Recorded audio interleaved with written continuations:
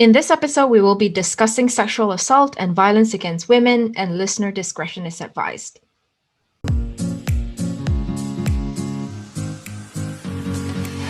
Hello, and welcome to a new episode of When All Is Read and Done. I'm Josh. And I'm Amy, and we are a podcast where we make sense of the world one book at a time. So, Josh, episode 3, exciting times. Yeah, it is very exciting.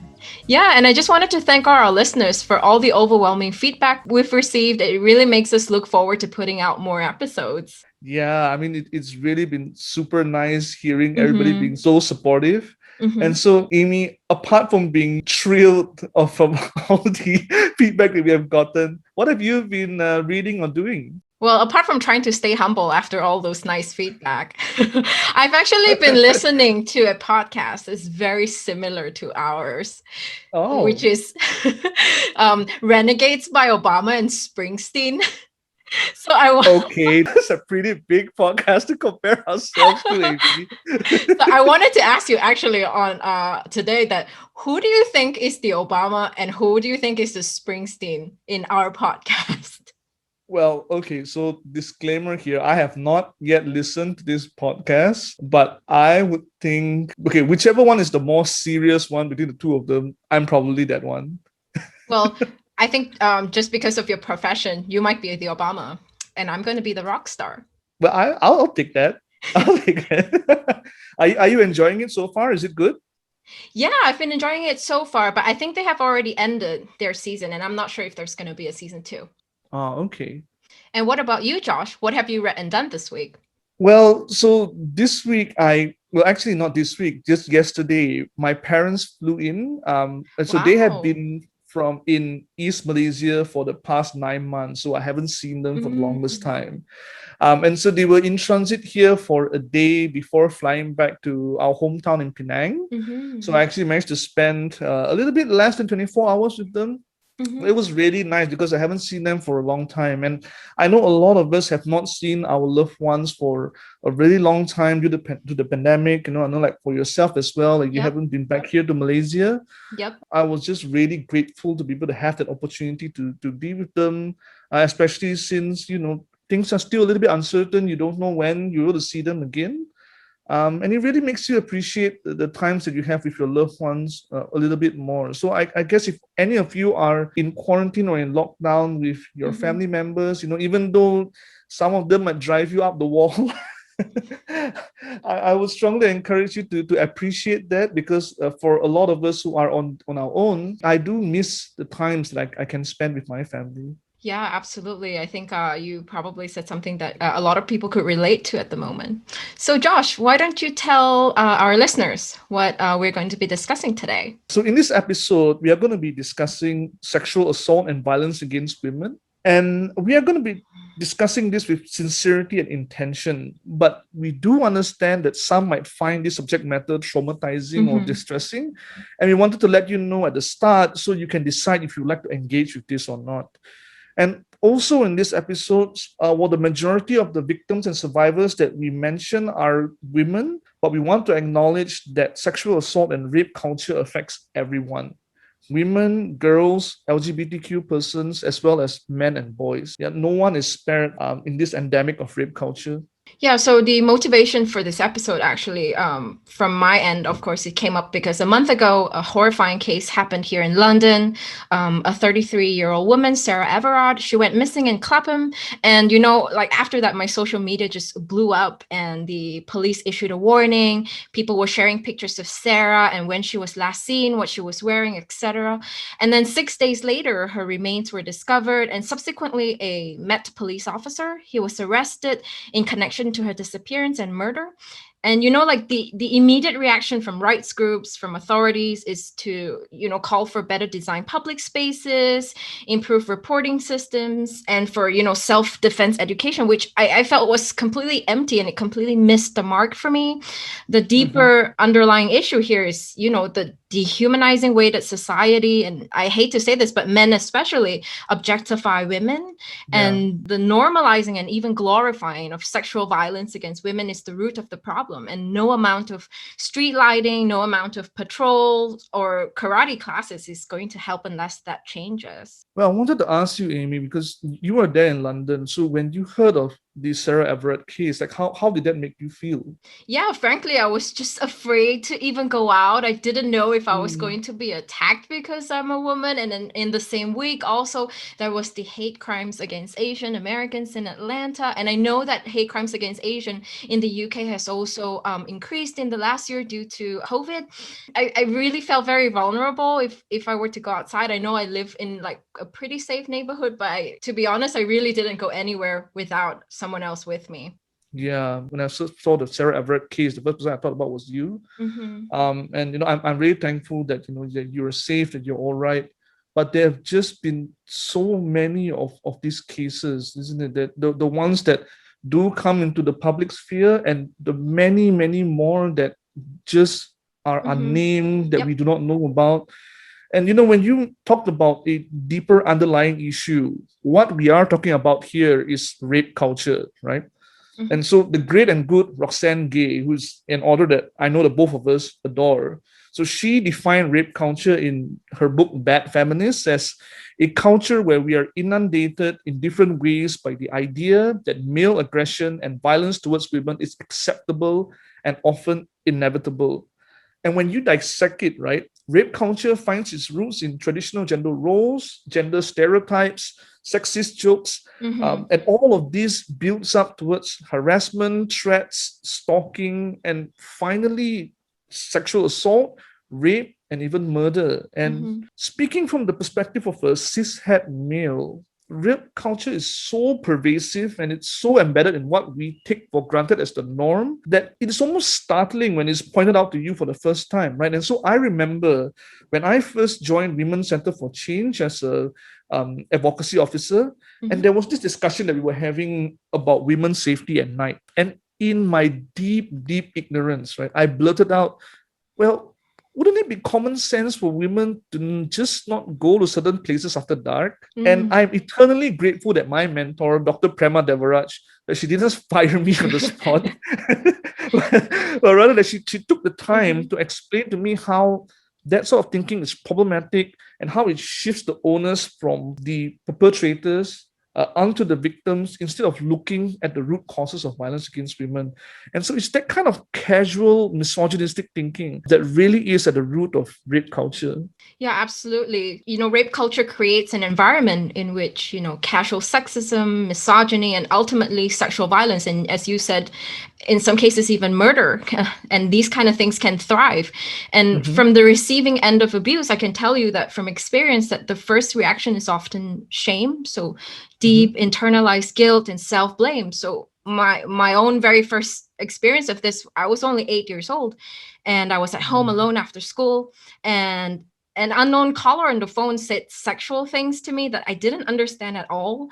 And my first instinct at the time wasn't to tell my parents. I kept it to myself for the longest time because I didn't want to get in trouble. I didn't know exactly what kind of trouble that I would get into, but there was just so much shame and guilt.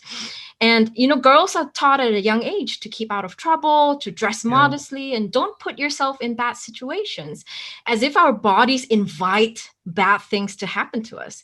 So I can't even remember, the countless times that I have been catcalled, groped in crowded places, or even offered car rides by strangers. Like, it didn't matter if I was 13 in a school uniform or like 30 years old jogging in a park. So no amount of like willful self-awareness or common sense or precaution could have protected me from any of those situations. Yeah, it's a really terrible situation what you're describing. I'm of all the close girlfriends that I have, I cannot name one who has not faced sexual harassment. And you're sharing about girls being taught at a young age to just keep out of trouble reminds me of this quote from Chimamanda Ngozi Adichie's "We Should All Be Feminists." And she says, "We teach girls shame. Close your legs, cover yourself. We make them feel as though being born female, they're already guilty of something." And this is so true because in my work as a sexual and gender-based violence activist, I have found that it is this shame, this fear of victim blaming, right? The fear of being a victim of sexual violence being your defining characteristic in the eyes of your family, your friends, your community. This is very, very real, right? And it can lead to victims even trivializing their own pain, because that's what rape culture does. Mm-hmm. It tells women that what has been inflicted upon them by men is acceptable. It forces them to swallow their pain. And so my heart really breaks when I read in Not That Bad, which was edited by Roxane Gay, and then you come across accounts such as XTX saying, I let him, it is my fault, or Vanessa Martyr saying, at least I wasn't raped like my mom was. And all of this is just compounded by the casual impunity in which the legal system treats women who speak up against sexual violence. And I learned very quickly in my time with WCC a term that I had been wholly unfamiliar with up until that point, and that is revictimization, right? Mm-hmm. And so for listeners who are not familiar with it, revictimization is when a police officer demands, "Are you sure you were raped? Didn't you enjoy it?" Where a victim is forced to repeat her testimony to multiple strangers over and over again. Or it is where a defense lawyer insists that a rape victim has to physically reenact the assault that occurred in the backseat of a car because he's absolutely certain that it wasn't feasible the way she describes it. It's absolutely disgusting, and it is so traumatizing if you try to put yourself into the shoes of those victims. And this perfect storm of rape culture and a legal justice system that can dehumanize survivors, it isn't a wonder that rape is so severely underreported. Like, a Women's Center for Change conducted a study and found that the number of rape victims was somewhere in like 10% of rape victims actually come forward. And that is startling, just heartbreaking, absolutely heartbreaking.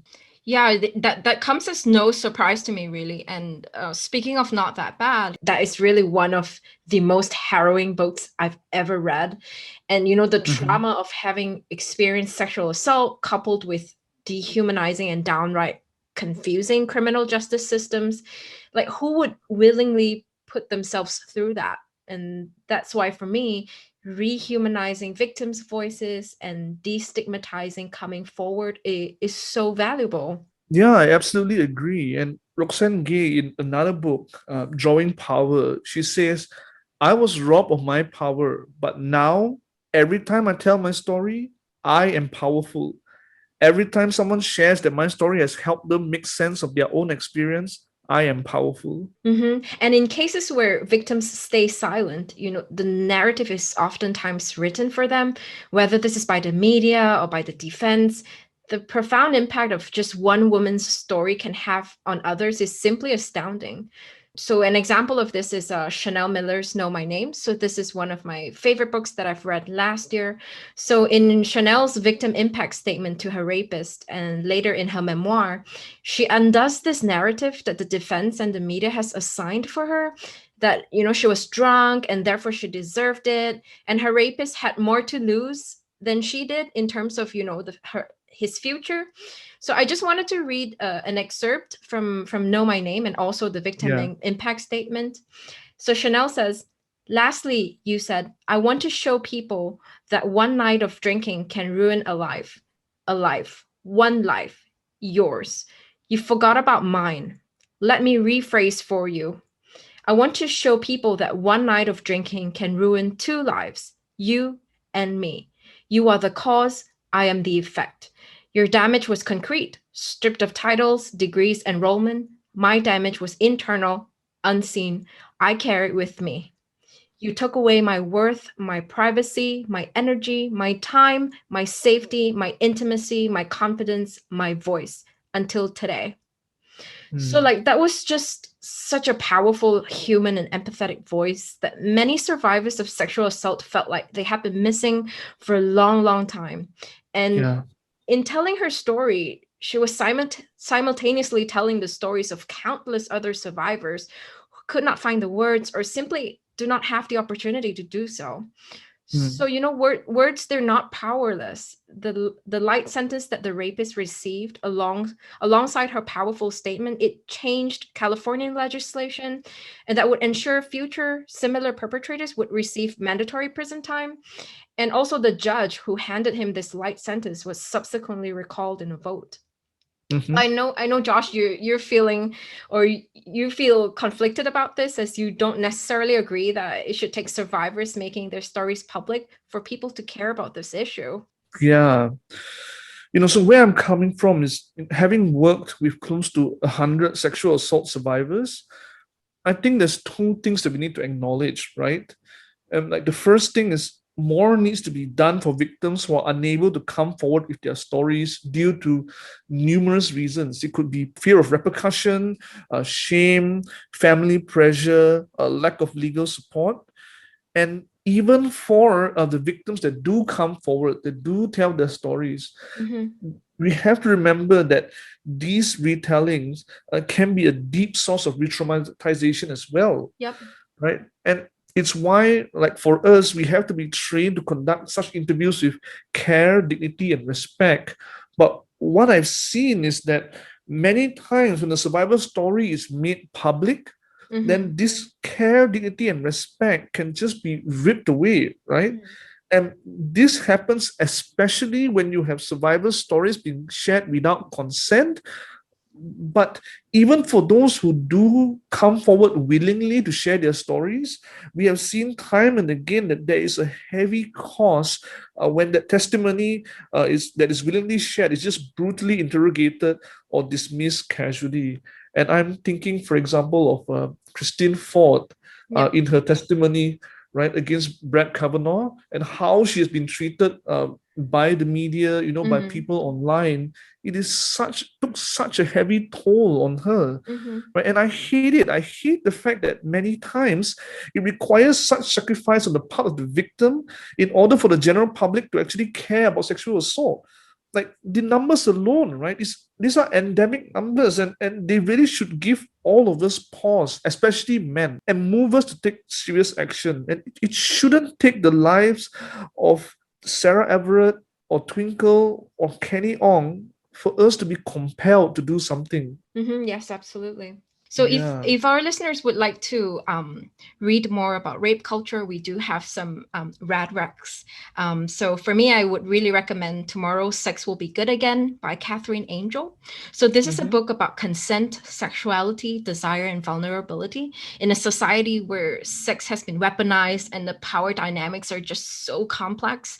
So Katherine Angel, she proposes a more equitable future where sexual relationships can be more fluid and cooperative. For me, it is a little bit idealistic, but sometimes we just need that little beacon of hope. No, I saw the review that you wrote a bit recently, and that is really a book that I really want to pick up to add to my, burgeoning TBR list. Yeah, but if you are a man listening to this podcast and you're thinking, Josh, Amy, I can't believe that it is that bad. I hear you, right? Take it from a cishet man who can count the number of times he has been sexually harassed in his life on one hand. It can be difficult to grasp the extent of rape culture without a little bit of help. I would recommend that a good starting point would actually be the books of Chimamanda, Ngozi, and Adichie. So specifically, Dear Ijeawele, or We Should All Be Feminists. And so these are books that I give to my friends who are about to become dads, but really everyone should be reading them. And we need to understand that rape culture finds its roots in gender inequality, right? And Chimamanda has a brilliant conversational tone she uses to tackle the way society undermines and marginalizes women. So it is a good place to start to mainstream women's voices. And then from there, you can probably move on to books that are more specific about rape culture. Ones that we have already mentioned, like Not That Bad, Drawing Power, which is like not that bad, but it's in graphic novel form. And you know how much I love graphic novels. And also Chanel Miller's Know My Name. Yeah, so what we really wanted to discuss in this episode also is beyond the books. What else can we do? So if you are the survivor of sexual assault in London, you can contact The Havens, which is a network of specialist sexual assault referral centers. So we will have all this information in the episode notes. So the havens, they're located across the city and they operate 24/7, and this is operated by the NHS. And if you would like to support an organization that has a survivor-centered approach, do consider volunteering or donating to the Survivors Trust. Yeah, and just yesterday I had a conversation on Instagram with a bookstagrammer that we both know, Alicia, who goes by Rice Twice Thrice. And we were talking about sexual assault, and she was sharing with me about cases that have occurred in the Philippines and how daunting it can be for survivors to actually access the criminal justice system. And that is absolutely true, right? I'm not going to lie to you. From my experience working in this field, it can be very difficult to navigate or to understand, what is expected for victims throughout this system. But we want you to know that you do not have to go through this alone. In Malaysia, there are organizations like Women's Center for Change and Women's Aid Organization who do amazing work helping survivors of sexual violence. And the work that they do is free for anyone who approaches them. Links to them can be found in the show notes. If you can, I would strongly encourage you to either donate to them or volunteer with them, because we need all the allies that we can get. Finally, if you or someone you know have experienced sexual violence, know that you are not alone and know that we believe you. If you like this episode, you can find more episodes by subscribing to When All Is Read and Done on Apple Podcasts, Spotify, or wherever you get your podcasts. We would love to hear your feedback and comments on this episode and also future ones. You can reach us either on Instagram at readanddone, READANDDONE, or via email at readanddonepod@gmail.com. Until next time then. Bye.